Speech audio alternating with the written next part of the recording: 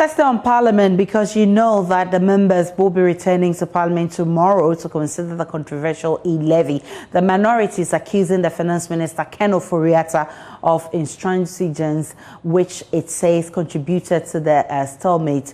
Now, ranking member on the Defence and Interior Committee has been speaking exclusively to parliamentary correspondent Parker Wilson.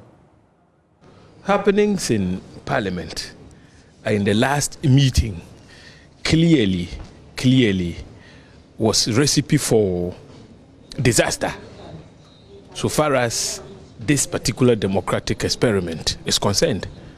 And so the earlier we did something by way of building consensus, the better for all of us.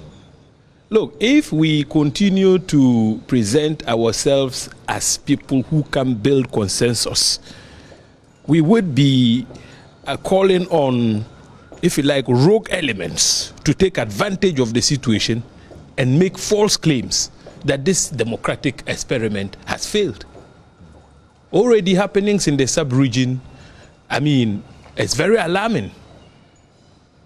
It's very, very alarming. And so we don't want to give rogue elements the impression that this particular fourth Republican democratic experiment is on the brink of failure. And so the call for consensus building is very, very, very crucial for me, speaking from the security point of view. But having said that, we need to call a spade a spade. We have two parties that make up the current parliament, the 8th parliament, and one independent member of parliament.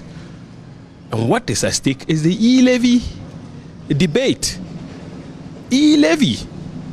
The minority has shown a lot of good faith and goodwill so far as consensus building is concerned. Right from the word go, the minority was prepared to make concessions. But the finance minister demonstrated a lot of intransigence. So, in his view, you either take it or you leave it. And that is why negotiations collapsed. So you're actually negotiations collapsed at the behest of the Minister for Finance.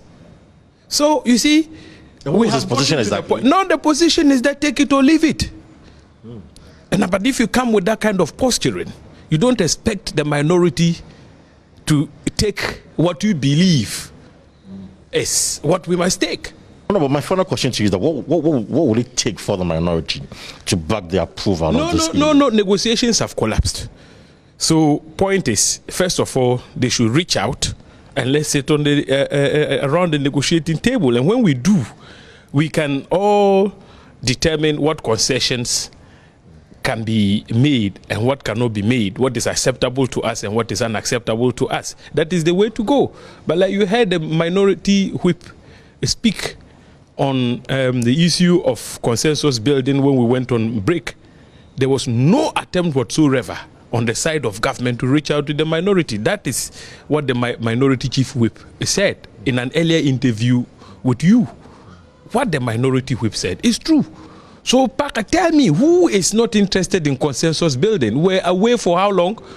2 months. 2 months. No attempt was made to reach out. So you now know who is not interested in consensus building.